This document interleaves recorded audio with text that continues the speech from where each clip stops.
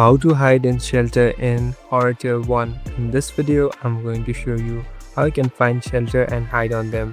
First of all, open the application. So as you can see, I'm inside a game.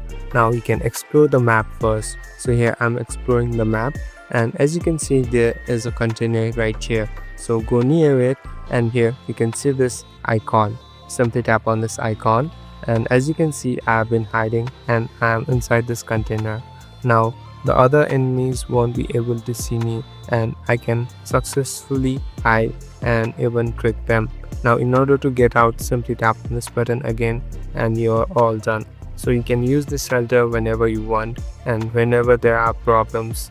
Thank you for watching this video. I hope this video will help you.